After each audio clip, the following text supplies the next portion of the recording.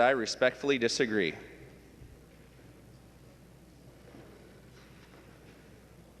On a final note, Grover Norquist is watching. When you vote tonight, did you take that no new tax pledge ever? Vote red. The gentleman from Hennepin, Leader Thiessen.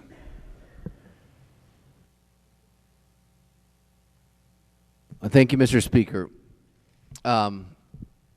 You know, we have had and have such an opportunity this year.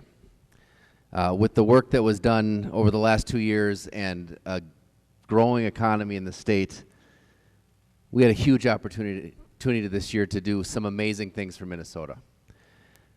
We had an opportunity to bring a transportation bill that would have actually gotten the work done of getting our roads and bridges and transit systems fixed. Did we do that? No. We could have continued the tuition freeze and reduced debt and avoided that tuition tax that that you, the Republicans, all voted for earlier tonight. Did we put that tuition and freeze in place? No. We could have invested in greater Minnesota. We could have invested in broadband. We could have addressed the oil train issue that's plaguing so many communities or putting at risk so many communities across our state. Did we do anything about either of those things? No, we're leaving greater Minnesota behind with the budget that you passed this year. We could have done the 5% campaign. Apparently 5% doesn't mean this, 5% means this. We could have done property tax relief for farmers this year. Nothing. In fact, we're getting property tax for nobody this year. Property tax relief for nobody this year. And then we come to this bill, where we could have really invested in our schools, built on the work that we did over the last 2 years, to invest in our schools in order to avoid cuts and larger class sizes and to invest in our earlier learners in a meaningful way. But with a $2 billion surplus, do you know what you're doing?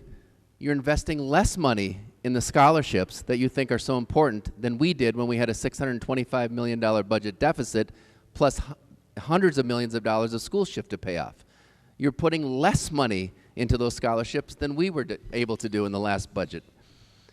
We put over $630 million into education in the last biennium, and all you can do is your initial budget was a quarter of that. The budget you passed out this floor. So the Republican budget was a quarter of what we were able to invest in our schools in the last budget when we had an actual deficit. And that quarter is with a $2 billion surplus. And even with this bill, you're doing less than 2/3 of what we were able to accomplish in education. This session has essentially been, we've been here for